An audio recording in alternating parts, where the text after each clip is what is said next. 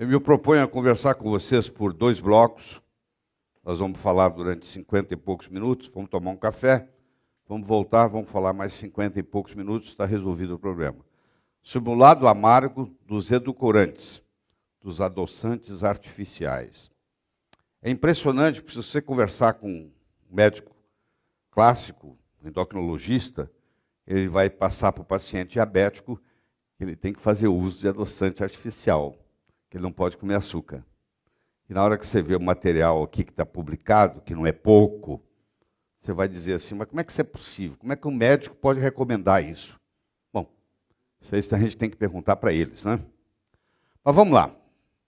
Quanto mais conhecimento médico você adquire, mais preparado estará para fazer as escolhas certas para a sua saúde, a da sua família e a dos seus pacientes. E é para isso que vocês estão aqui. Sua mãe sempre lhe disse, nunca aceite guloseimas de estranhos. Não aceite doce de estranhos. Isso aí tem uma verdade por trás disso aí, muito mais profunda do que simplesmente essas palavras expressam. E nós vamos ver no decorrer dessa apresentação. Os macronutrientes são 3, né? As proteínas, que são estruturais, os carboidratos e as gorduras, que são energéticas. Tem célula no corpo que gosta de carboidrato. Por exemplo, célula nervosa, o neurônio. Ele adora carboidrato. Tem célula no corpo que gosta de gordura. Por exemplo, a célula cardíaca. 70%, 80% da energia do coração é extrair de gordura. O coração não gosta de trabalhar com carboidrato. O cérebro gosta de trabalhar com carboidrato. Então, dependendo do órgão, existe uma preferência. Tá? Então, nós vamos, antes de entrarmos na parte dos adoçantes, nós vamos fazer uma revisão rápida sobre os carboidratos. Carboidrato, a própria palavra diz, é hidrato de carbono. Carboidrato, hidrato de carbono. Carboidrato, hidrato de carbono, que é a mesma coisa, também chamado de glicídios, também chamado de açúcares. Então você pode chamar de carboidrato, você pode chamar de hidrato de carbono, você pode chamar de glicídio, você pode chamar de açúcar, você está se referindo à mesma coisa, cuja fórmula genérica é essa que está aqui. É CH2O. CH2O. Como é que nós classificamos os carboidratos? Nós dividimos os carboidratos em simples e complexos. Os carboidratos simples, eles podem ser de uma unidade só, nós chamamos eles de monossacarídeos, ou eles podem ser de 2 unidades, nós chamamos eles de disacarídeos. Esses são os simples. Depois nós vamos entrar no estudo dos complexos. Então, está aqui, ó, CnH2ON. O N pode variar de 3 a 7. Triose, tetraose, pentose, hexose, heptose. Dependendo do número de carbonos que aquele carboidrato tem. Tá? A principal deles são as hexoses, que nós vamos ver. 2 pentoses que se destacam. 2 pentoses. A ribose, que forma o RNA, e a desoxirribose, que forma o DNA. Ácido desoxirribonucleico. Né? Então, o D é do desoxi, o R aqui é da ribose. Então, isso é uma pentose muito importante. É também um adoçante, se você quiser sofisticar na sua casa, pagar um pouco mais, que não é grande coisa também, e usar o melhor açúcar, o melhor adoçante que possa existir, que eu conheço, chama-se derribose. E tem pessoas que escolhem isso. Adoçar com derribose, fazer doce, fazer bolo com derribose. Porque não tem nenhum efeito colateral, não tem nenhum prejuízo para o corpo, e pelo contrário, você está alimentando a formação de RNA e DNA. Então essa é uma saída espetacular, com todas as vantagens, se você quiser passar a adoçar tudo com ribose, que não é tão barato quanto o açúcar. Então eu tenho aqui a ribose, que eu tenho aqui a desoxirribose. A diferença é muito pequena. Aqui é uma hidroxila, aqui é um hidrogênio, e eles estão aqui. São pentoses. O que são pentoses? Tem 5 carbonos. Aqui, ó. 1, 2, 3, 4, 5. 1, 2, 3, 4, 5. Então essas são as pentoses, são as riboses mais famosas, são as pentoses mais famosas. as riboses. Está aqui, ó. O RNA, o ARN, que é a ribose, e o DNA, o ADN, que é a desoxirribose. Muito bem. Então, agora eu vou conversar com você sobre as exoses. Pentose tem 5 carbonos, hexose tem 6 carbonos. Quando tem 6 carbonos, automaticamente tem 6 moléculas de água. Então, por isso que é 6 lá e 6 aqui. Se for 7 lá, é 7 aqui. Se for, assim vai. As 3 exoses básicas, principais fontes de energia para os seres humanos são a glicose, a frutose e a galactose. Então, você vê que todas são exoses. Todas têm a mesma fórmula, C6H12O6, C6H12O6, C6H12O6. Eles só têm diferença isômera. São isômeros diferentes, mas com a mesma fórmula, com implicações totalmente diferentes. O efeito da glicose no corpo é um, da frutose é outro, da galactose é outro. A glicose, ela pode se juntar a ela mesma, fazer uma coisa chamada glicose, que tem um nome, chama maltose. Ela pode se juntar com a frutose, fazer uma coisa chamada glicose-frutose, que tem um nome, chama sacarose, ou açúcar de mesa. E a galactose, a glicose pode se juntar com a galactose. Quando a glicose se junta com a galactose, ela forma a lactose. A lactose é a fusão da glicose com a galactose. Então, olha só. A glicose se junta com a própria glicose, a glicose pode se juntar com a frutose, a glicose pode se juntar com a galactose. O que não existe na natureza, e você já começa a fazer diferencial a partir daqui, é a frutose se juntando com a galactose. Mas você vai ver lá na frente, que tem uma adoçante artificial, que eu não recomendo, que é justamente uma coisa que não existe na natureza, que é a fusão da frutose com a galactose. Nós vamos ver lá na frente. O adoçante, que é tão famoso, que é o que mais vendido nos Estados Unidos hoje, é uma conexão da frutose com a galactose. Mas nós vamos lá na frente ver como é que funciona isso. Então eu tenho aqui a glicose, que é uma aldose. O que é uma aldose aqui? Ela é uma aldose. Tá? Hidroxi, aqui, ó. CH. Eu tenho a frutose, que é uma cetose. Aqui, uma cetose. Aqui, ó. Ela termina numa cetose. E eu tenho a galactose, que também é aldose. Então, eu tenho 2 aldoses, tá? E tenho uma cetose. Tá? Então, você lembra, quando eu já dei aula disso, eu já expliquei para você, ó, frutose não é glicose. Frutose é um veneno fabricado pela natureza, que não tem nenhuma célula do corpo que queira, nem o cérebro quer, e ela vai para o fígado para ser metabolizada, com a formação de ácido úrico e uma série de consequências outras, e ela é metabolizada como se fosse uma gordura. Então, quando decidiram que a gente tinha que comer menos gordura e passaram a comer mais açúcar, e como açúcar tem frutose, na realidade nós continuamos comendo gordura, só que de uma forma diferente. Nós passamos a comer frutose, frutose é metabolizada como gordura, então não mudou nada, o perfil é o mesmo. As consequências são muito piores, por sinal. Porque a gordura em si, primeiro, o colesterol não é gordura. O colesterol é um álcool. Tudo que termina em ol é álcool. Colesterol é álcool. Xilitol é álcool. Então, é um álcool, primeiro. Segundo, o colesterol não é fabricado de gordura. O colesterol é formado de carboidratos. Então, uma série de erros que tem aí na medicina, mas isso é outra conversa. Qual a diferença estrutural da glicose para a frutose? Bom, a glicose é uma hexose, a frutose é uma hexose. Os dois têm 6 carbonos. A glicose é uma aldose, a frutose é uma cetose. Então a diferença seria aldose para cetose. Isso faz toda a diferença no mundo. A glicose é um polihidroxialdeído, porque possui muitos radicais de hidroxila e um radical aldeído no final, lá na extremidade, que você viu. Então é uma aldose.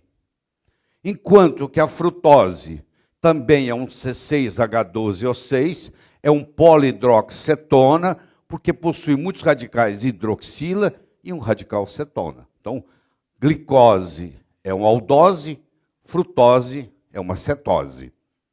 E isso vai fazer toda a diferença. Por enquanto, eu conversei com você de radicais de carboidratos, hidratos de carbono, açúcares, glicídios, simples, monossacarídeos.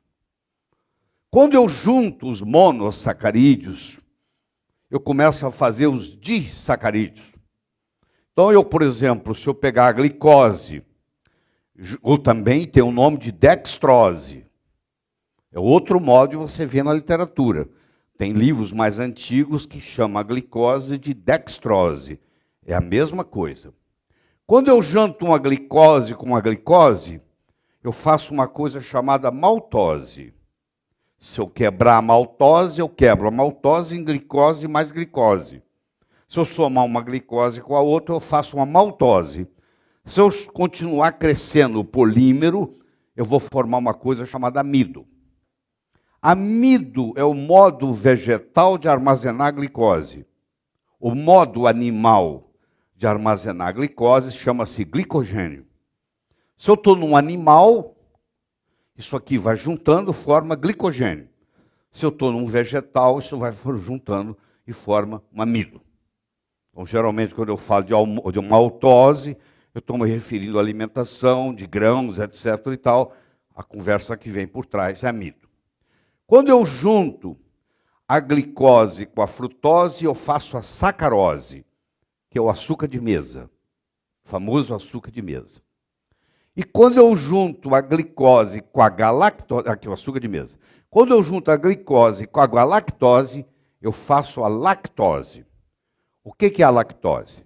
A lactose é um carboidrato simples, disacarídeo, formado pela combinação de uma glicose com uma galactose, que é quebrado por uma enzima chamada lactase.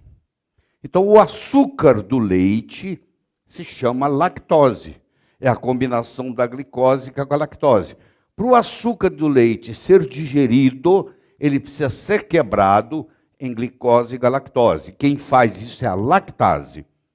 E a lactase para de ser fabricado por volta dos 4, 5 anos de idade. Então, por 4, 5 anos de idade, a criança começa a parar de fabricar lactase. A maioria, grande maioria dos adultos não fabrica lactase. Ou fabrica muito pouco. Então, a maioria tem intolerância à lactose. Não é alergia à lactose, não é sensibilidade à lactose, é intolerância. Como você sabe, intolerância é diferente. Isso já foi até pergunta de prova. Intolerância é um fenômeno enzimático, enquanto que a alergia é um fenômeno imunológico. Muito bem. Então, a sacarose mais água, se eu hidrolisar a sacarose com a sua enzima específica, eu transformo ela em glicose e frutose, 50 a 50, 50%. Se eu transformar a maltose, com a sua enzima específica, eu transformo em glicose e glicose, 50%. E se eu pegar a lactose, quebrar com a lactase, eu quebro glicose mais galactose, 50%. Muito bem, então está aqui a sacarose, a lactose e a maltose. São os 3 disacarídeos que eu estou apresentando para você nesse momento. A sacarose é a glicose mais a frutose, a lactose é a glicose mais a galactose, a maltose é a glicose mais a glicose. De onde é que eu tiro isso? A sacarose eu posso tirar da cana de açúcar ou da beterraba. É mais complicado tirar da beterraba do que da cana de açúcar. Mas as duas são fontes de sacarose. Dependendo do país, dependendo da região, usa-se beterraba e dependendo do país, dependendo da região, usa-se a cana de açúcar. De onde que eu tiro a lactose? A lactose vem do leite. E de onde que eu tiro a maltose? Eu tiro dos cereais, porque ela está armazenada na forma de amido.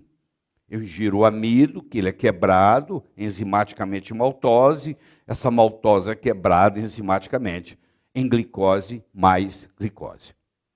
Então, esse é o quadro disacarídico. A produção de lactase diminui com a idade. Geralmente começa a diminuir aos 5 anos de idade, atinge um ponto crítico aos 9, e daí para frente vai diminuindo cada vez mais. Ou seja, quanto mais velho o indivíduo for, maior a sua intolerância ao leite. Isso é escrito no mundo inteiro. Tá bom? Então eu tenho aqui, ó, a sucrose em inglês, que é sacarose em português, que é uma hexose mais outra hexose. É uma glicose, que é uma aldose, e uma frutose, que é uma cetose.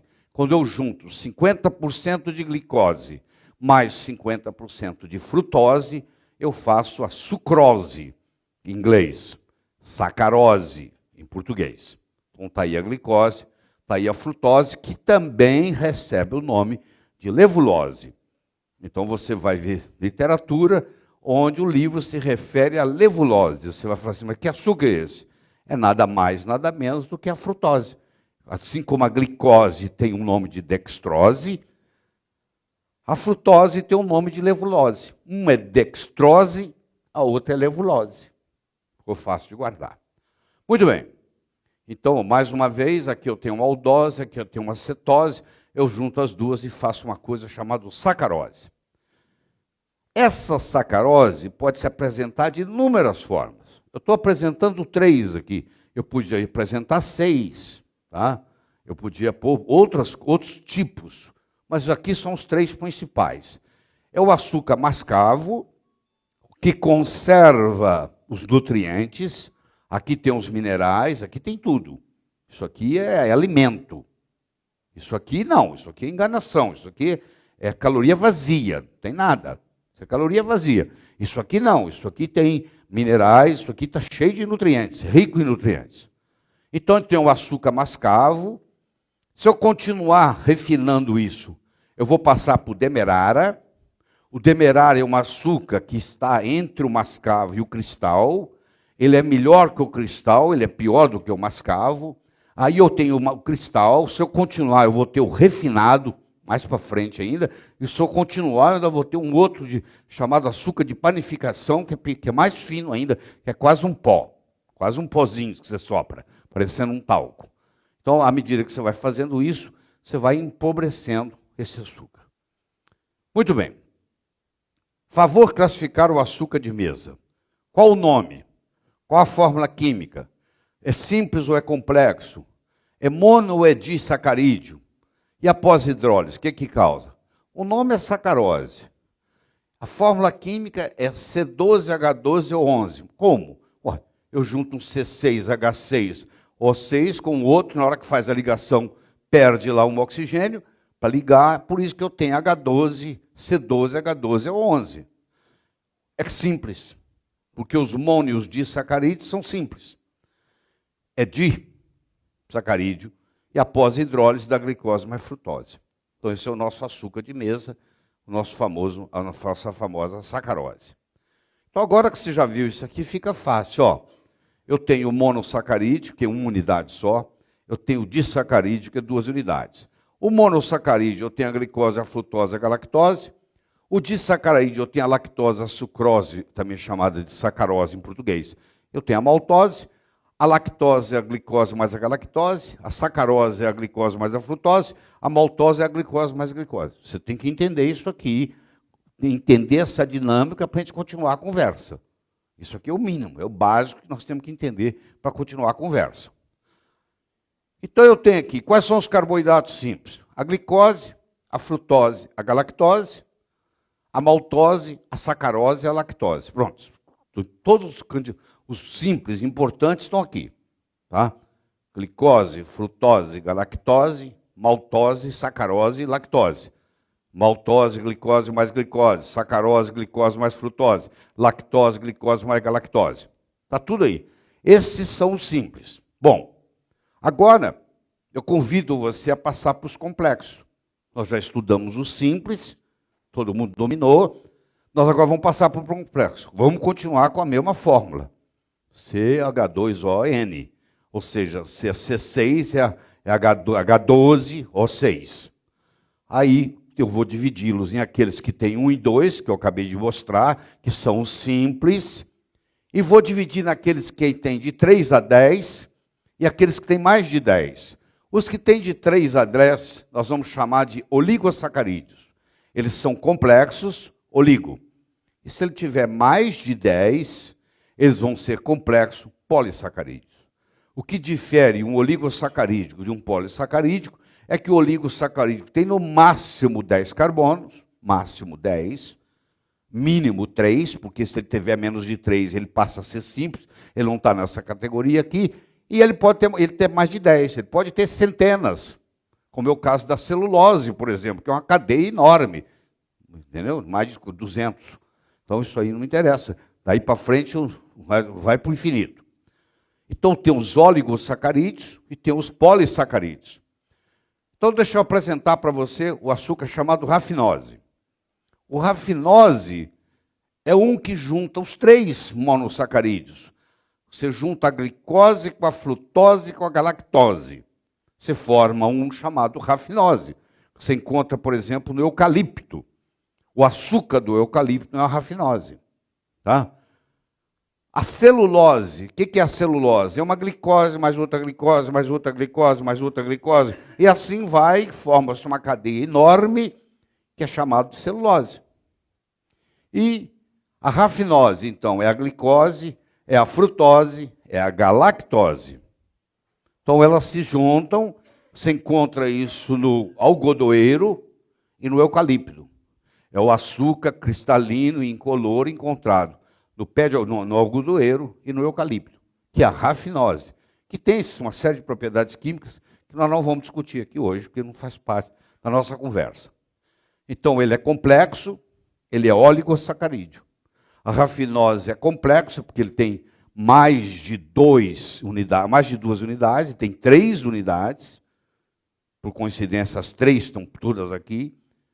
E aí eu vou para os complexos. Os complexos eu tenho os oligosacarídeos, que vão de 3 a 10. E eu tenho os polissacarídeos, que é mais de 10. Eu tenho a rafinose, a estaquiose, a verbacose, e elas, por exemplo, se dividem. Agora, os polissacarídeos têm mais de 10. Se for no vegetal, nós chamamos de amido. Se for no animal, nós chamamos de glicogênio. E eles são constituídos de glicose. E nós temos as chamadas fibras dietéticas, que são polissacarídeos, ou pode ser homogêneo ou heterogêneo. O que é homogêneo e o que é heterogêneo? Por exemplo, a celulose é homogênea, porque ela é glicose, glicose, glicose, glicose, glicose, glicose. Todas são iguais, então ela é homogênea. Já as fibras, elas são heterogêneas. Elas vão misturando os monossacarídeos. Aí vai dizer qual tipo de fibra que é, se é essa, se é aquela, se é solúvel, se é insolúvel, vai depender das unidades que estão compondo ali. Glicogênio, amido, celulose e fibra são carboidratos complexos polissacarídeos. Alguns homogêneos, outros heterogêneos, e aqui está toda a classificação de carboidratos. Então, até agora você entendeu tudo direitinho, sem nenhum mistério. Então eu tenho a rafinose, vamos pegar os complexos agora. Eu tenho a rafinose, que é 3, glicose, galactose, frutose. Eu tenho a estaquinose, que é 4. Eu tenho a verbacose, que é 5. Eu tenho a fibra, o glicogênio, o amido, celulose, que são polissacarídeos, homo e hetero. Homogêneo e heterogêneo. Então, quando eles são tudo iguais, aqui o glicogênio, no animal, é glicose, mais glicose, mais glicose, mais glicose. Ele é homo. Aqui vem uma fibra, ela é hétero. E assim vai. Bom, todo mundo sabe que nós hoje pesamos, em média, 11 quilos a mais do que nós pesávamos há 25 anos atrás. Se você pegar um americano hoje, com 1,80 m, 26 anos, e pegar um americano com 1,80 m, 26 anos, há 25 anos atrás, o de hoje pesa 11 quilos a mais. Ou seja, a população americana especificamente ganhou, em média, 11 quilos por pessoa nos últimos 25 anos. E a razão está aqui.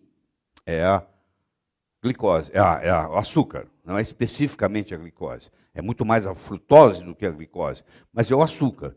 Por quê? Porque foi descoberto lá atrás, erradamente, de que a gente tinha que comer menos gordura, o que é mentira, mas tudo bem, é assim que eles acreditam. E aí passamos a comer mais, parar de comer gordura. Quando você tira a gordura da comida, a comida fica sem gosto, o macete é acrescentar açúcar, então eles substituíram a gordura pelo açúcar. O açúcar entrou, engordou. O açúcar entrou, aumentou o colesterol. Não adiantou nada. Continuou o colesterol alto, continua aí a pessoa. Nós entramos na epidemia de gordura. Tá? Você vai chegar o dia que o pessoal vai recomendar que você vai voltar a comer gordura. Você ainda vai assistir isso um dia na televisão. Eu já mostrei para vocês isso, que até o Davi pegou síndrome metabólica, né? Até o Davi engordou. E as pessoas não entendem, porque elas pensam o seguinte: eu estou seguindo o critério, eu estou seguindo a orientação, eu tenho, entre aspas, o que não tem, mas ele pensa que tem, uma alimentação saudável. A minha nutricionista fala que eu tenho que tomar suco de laranja, eu tomo, suco de laranja engorda, dá pressão arterial, aumenta ácido úrico, vocês já viram tudo isso. Mas a pessoa pensa na cabeça que suco de laranja fresco, sem açúcar, que é bom, que é saudável, que não é. É altamente prejudicial. Muito bem. Nós temos hoje 75 milhões de doenças cardiovasculares nos Estados Unidos. Nós temos 45 milhões de pessoas pré-diabéticas nos Estados Unidos. E nós temos 20 milhões de americanos diabéticos. E isso aqui é só o começo.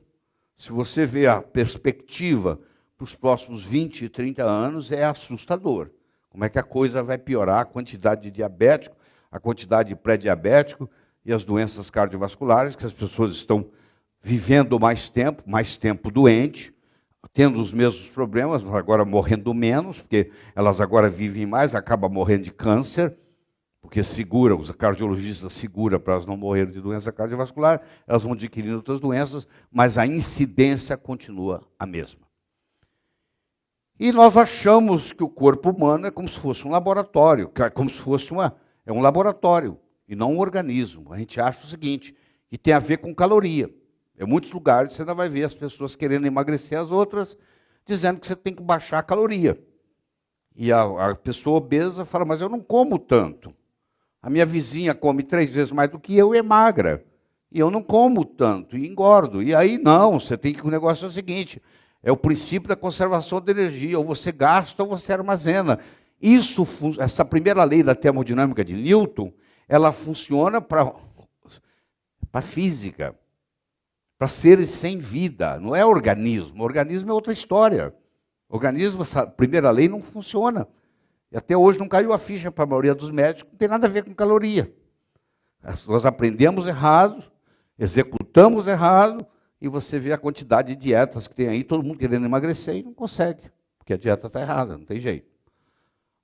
O New England Journal of Medicine, em 2005, publicou um trabalho dizendo que devido a essa epidemia de obesidade, a geração atual é a primeira na história da humanidade prevista para ter uma expectativa de vida mais curta do que a geração anterior. Pela primeira vez no mundo, desde que o mundo é mundo, essa geração nascendo agora vai viver menos que os pais, porque as crianças já estão nascendo doentes, elas já estão nascendo obesas.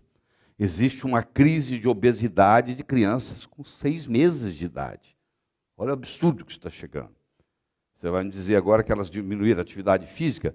Criança de 6 meses de idade, elas não fazem nada. Elas comem, faz xixi, faz cocô e dorme. Não faz mais nada do que isso. Então não tem esse negócio de diminuir a atividade física, é porque elas estão sendo alimentadas erradas. As fórmulas infantis estão todas erradas.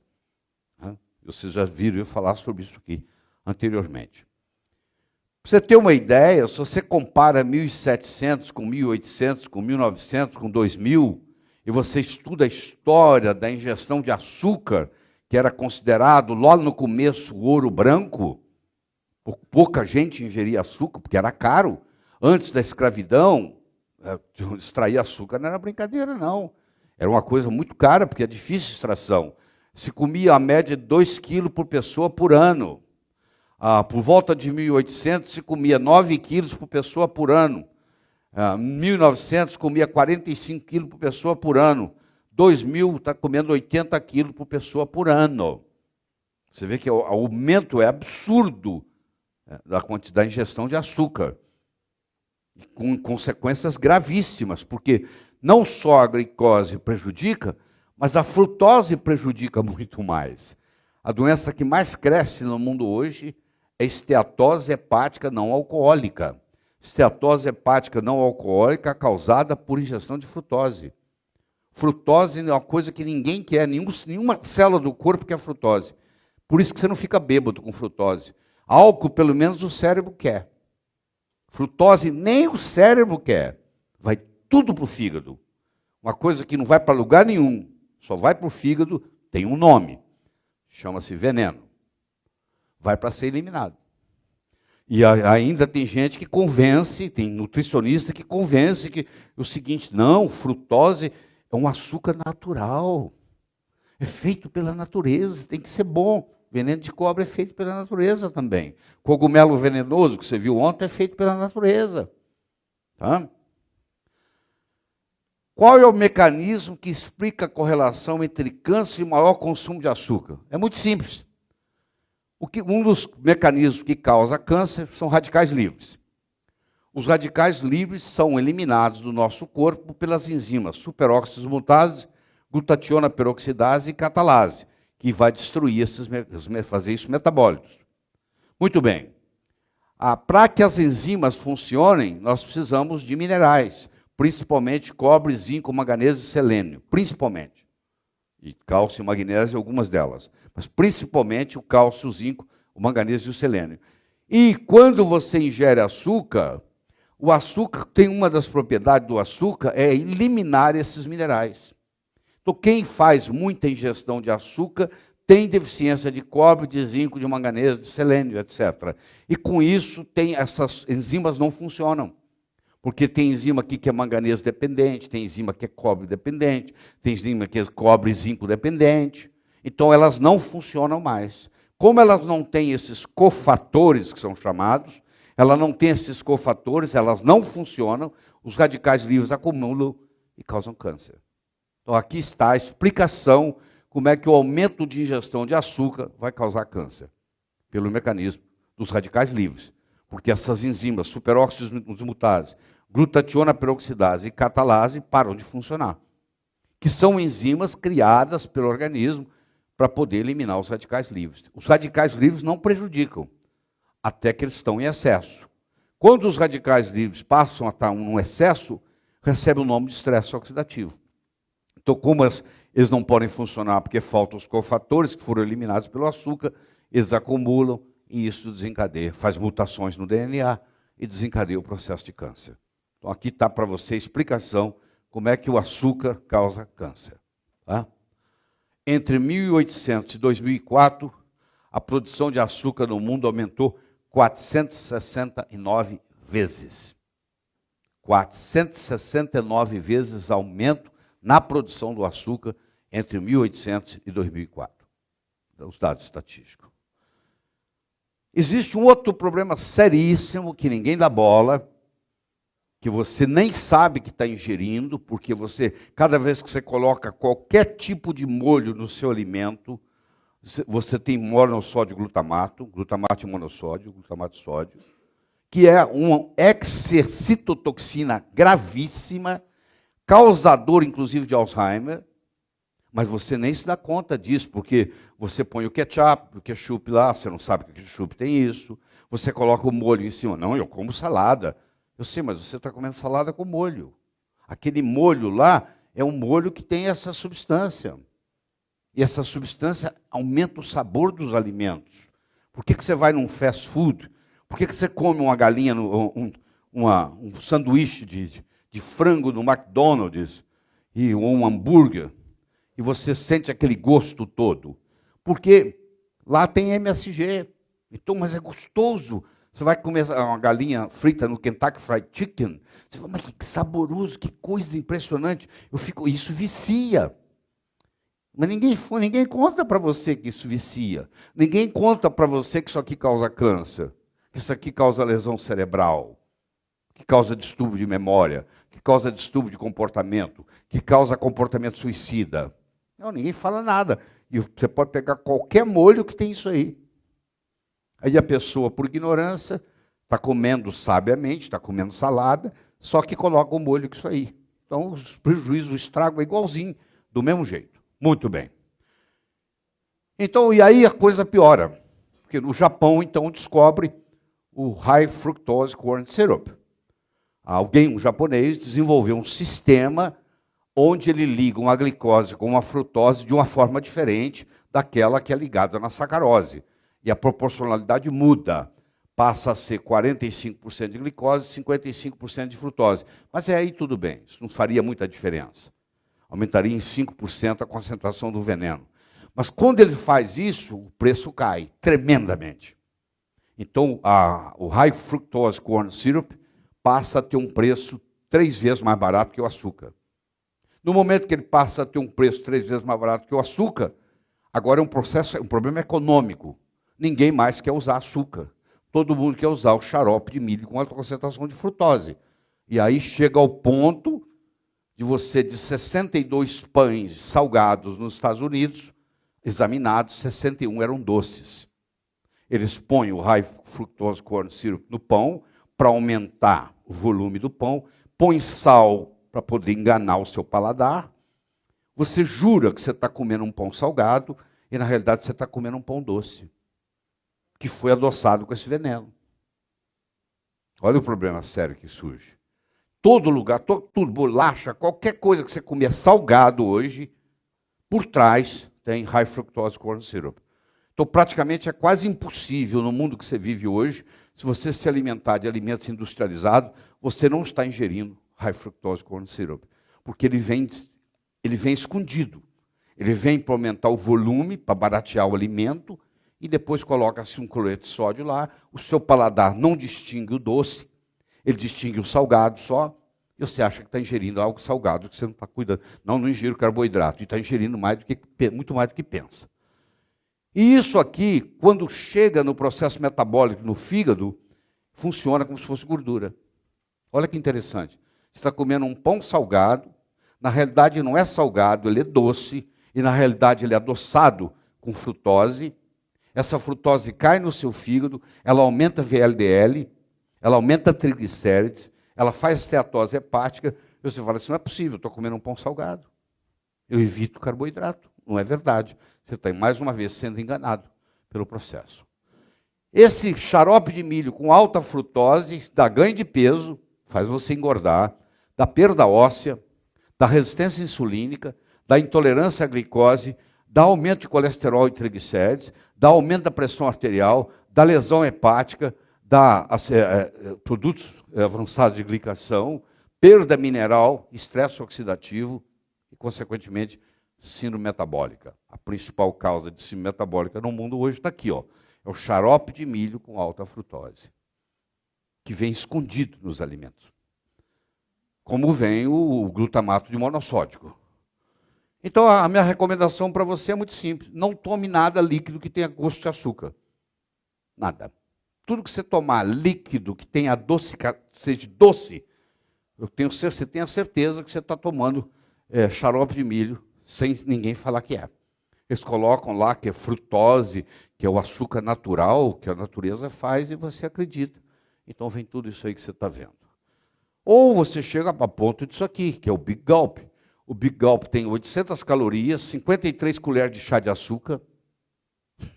Dá para você imaginar? Ó? 53 colheres de chá de açúcar.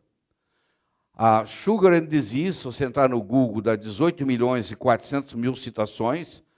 1 em cada 3 americanos tem resistência insulínica e o HFCS é 20 vezes mais doce que o açúcar. Hoje, nos Estados Unidos, se ingere, em média, 35 quilos por pessoa, por ano, de xarope de milho com alta concentração de frutose. Sem o pessoal saber que está fazendo isso, está comendo pão salgado. Está comendo a maionese, que tem.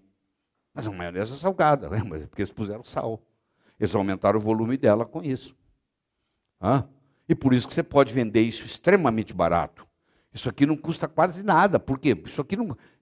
Isso é barato. Esse é o grande problema. O problema é econômico. É tão barato que agora você pode comer à vontade, ingerir à vontade. Se você escrever aqui, ó, Sugar and Harm, açúcar e danos, você vai ter 20 milhões de citações. Se você for ver, o açúcar causa, entre outras coisas, perda de minerais, distúrbio hormonal, alergia alimentar, deprime o sistema imune, doenças crônicas todas relacionadas, câncer, que nós já citamos lá atrás. Isso aqui é algumas das coisas só para isso acontecer. A Elizabeth I, todas as fotos, todas as pinturas dela, nunca, porque ela naquela época não tinha foto, ela morreu em 1603, a Elizabeth I nunca foi vista com a boca aberta. Porque ela era viciada em açúcar, ela comia açúcar o dia inteiro e ela tinha os dentes todos estragados. Então ela não podia sorrir. Porque se ela sorrisse, ela mostrava que os dentes estavam estragados. Então você vai ver tudo que você vê da Elizabeth I, ela está com a boca fechada, porque ela era viciada em açúcar. Tá? E açúcar começou na época dela, até então não tinha. Foi por volta de 1500 e pouco que isso foi levado para a Europa, foi levado para a Inglaterra. Bom, já que açúcar faz tão mal, né, vamos arrumar algumas alternativas. Né? A gente não precisa mais comer açúcar. Agora a gente pode usar adoçantes artificiais. Né? Não foi assim que a gente começou a pensar nisso? Não é assim que se acreditou durante muito tempo? A gente arruma produtos químicos que vão dar esse sabor de açúcar, né? E vamos ver o que dá. O melhor livro que tem na literatura, o Dr. Joseph Mercola contratou 11 pesquisadores, que ele não tem tempo para fazer isso, ele é mais ocupado do que isso. Ele pegou 11 pesquisadores, ele me contou isso, ele contratou 11 indivíduos para trabalhar no livro. E entregaram o livro para ele pronto, com toda a pesquisa feita. Ele só deu os toques. E aqui tem 524 referências científicas sobre os adoçantes artificiais que nós vamos começar a conversar a partir de agora. Tá? 524 referências científicas importantes. Então não fale que está faltando literatura. Não está faltando literatura. Tem até em excesso. Então, quando um endocrinologista brasileiro vai na televisão e fala que não tem problema tomar adoçante artificial, esse indivíduo não está fazendo o dever de casa dele, ele não está lendo, porque qualquer lugar, qualquer indivíduo hoje que entrar na internet e digitar danos de adoçantes artificiais, você não vai conseguir ler o que tem para ler, porque é demais. Dos danos em todos os aspectos, em todos os aspectos. Então, se você quiser aprofundar, esse livro aqui todinho vale a pena ler, entendeu? Ele é muito bem estruturado, muito bem feito, muito bem pesquisado, e você adquire ele pelo Amazon.com ou pelo site do Mercola, que, por sinal, é o maior site médico do mundo, www.mercola.com. Você vai descobrir lá, você pode estudar o que você quiser, do jeito que você quiser, que não esgota. Ele tem 20 anos que ele vem trabalhando só nisso, o Mercola. Eu já tentei trazê-lo ao Brasil, mas não consegui, porque ele é muito ocupado demais. Mesmo com um ano de antecedência convidando, não deu certo. Mas um dia eu ainda trago. Bom, em geral, edulcorantes artificiais, é quase um pleonasmo, são mais perigosos que açúcar. Tudo isso que eu falei de açúcar, você agora vai multiplicar algumas vezes. E nós vamos cair nesse terreno absurdo, onde um indivíduo vai adoçar uma xícara de café, e ao invés dele colocar uma gota, que é o suficiente para adoçar a xícara de café, ele coloca 6 gotas, eu não sei para quê, porque adoça do mesmo jeito. Ele poderia adoçar com uma e ter o mesmo sabor de 6, por falta de instrução, porque o médico nunca orientou para ele isso, já que você se propõe a fazer uso de adoçante artificial, então faz o seguinte, é uma gota por xícara, é mais do que suficiente, porque satura, tem um processo de saturação. Esses adoçantes são 200, 300, 500, 2.000 vezes mais doce que açúcar. Tem adoçante que eu vou lhe mostrar aqui, que é 2.000 vezes mais doce que açúcar. Uma gota é mais que suficiente para a xícara inteira. Mas como nenhum médico orientou, eles colocam 5, 6 gotas, aí aparece Parkinson, aí aparece Alzheimer, aí aparece esclerose múltipla. E o cara fala, pô, de onde é que eu tirei isso, pô? Onde é que você tirou, pô? Você adoça o café 3, 4 vezes por dia, com 5, 6 gotas de adoçante, tem gente que faz assim, ó, espreme assim, ó, aqueles guichos. E não entende porque ficou doente. Você como médico, nós como médico, vai tratar de um paciente, você vai ver a partir de hoje, a primeira coisa que você tem que tirar dele, do mesmo jeito que você tira o cigarro, você tem que tirar o adoçante. Porque você tratar de uma pessoa com doença neurodegenerativa, ela fazendo uso de adoçante artificial. Vou te dizer, é uma piada, pô. É uma piada, porque as lesões são tão grandes que vocês vão ver que é um absurdo. Geralmente, realmente um absurdo.